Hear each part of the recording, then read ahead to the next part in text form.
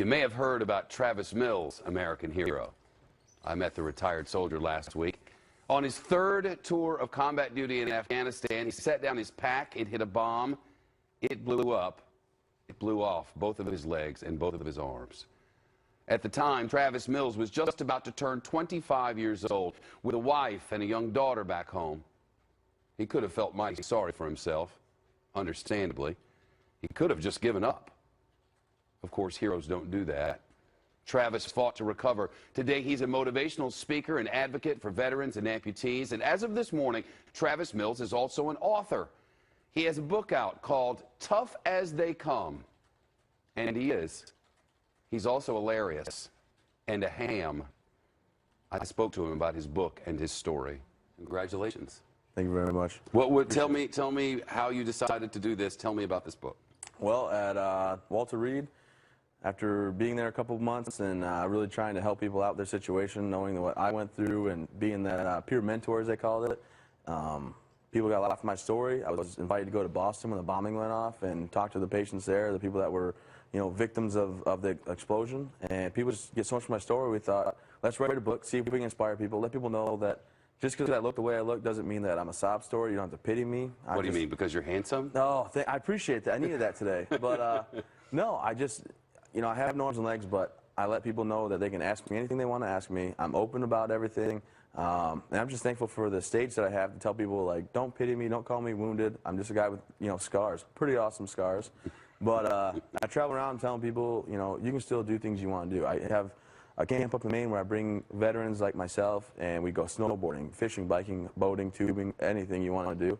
And when you read this, you really get a sense of where my life hit a low point, and then it turned all around. My wife, after I told her to leave me, she stayed by my side. You told your wife, get out of here. I told her, you know what, you don't have to put up with this. Like, I love you. I think you're the most important person in the world, but I'll pay you all my money. You take the house, everything, and take our little girl at 6-month-old and go. You don't got to put up with this. And she said, that's not how this works.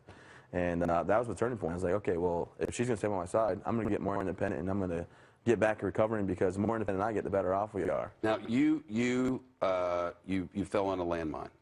I set my bag down. We were setting in place, set my bag down. It was about 110 pounds, and it blew. 110-pound bag. Full of ammunition, a little bit of water and stuff. But set my bag down. It blew from my right side. Immediately, the right arm, right leg, disintegrated, never found. Severed artery, throwing a lot of blood. My left leg, a couple pieces of tendon and muscle holding it on and some skin.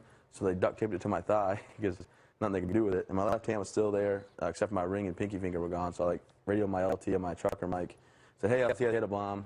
Medics came running up to me. Were you that casual? Actually, I was. Probably. At the end of the day, I can't change the situation.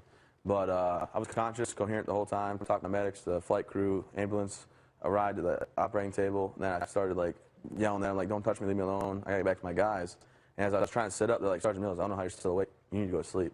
And my last thought was, my baby girl, I'm never going to hold her again, because I had a 6-month-old at the time. And they knocked me out. And as they were taking my pants off to operate on me, my leg came with it, so it became a triple amputee. 14 hours of surgery, 9 doctors, 7 nurses. 2 nurses pumped air into my lungs for 9 hours straight. And then 9 hours? 9 hours straight, pumping it so I'd stay alive.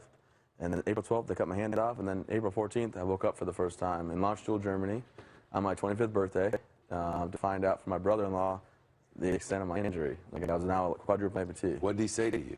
Well, the first thing, they asked me if I knew my name, so I kept saying Mills, kind of like the movie Braveheart, where it's real raspy and getting louder. And then I said, my soldiers, how are my soldiers? And he told me how they were. I had 2 guys that got hurt with me. I knew that. And then I said, am I paralyzed? And he said, no, you're not paralyzed. And I looked at him and said, no, Josh, you can tell me the truth. I can't put my fingers and toes. Am I paralyzed? He said, you're not, but you don't have your fingers and toes anymore. And I just went, oh. And then I was real quiet for a while. I didn't want to call my family. I was pretty embarrassed. I thought, you were embarrassed. I was embarrassed, let down. How am I going to take care of my family? I wasn't good at my job, something. They weren't supposed to get me ever. And it took me a while to call my wife and my mom and dad and everything and talk to them. When I would talk to them, it was very short. Hey, I'm alive. That's it. How are you taking to this? You're a hero. You're a huge American hero. You're a legendary hero. You lost so much for us. And I just wonder if you're able to embrace that yet. And I appreciate you saying I'm a hero, but I always tell people, honestly, I didn't do anything more than anybody else. Yeah, I raised my right hand. I had a rough day at work. And then I don't think my problems are really any more than anybody else. I mean, visually I look different. I get that. I mean, I put my pants on, then my legs, so I have a couple more steps in the morning.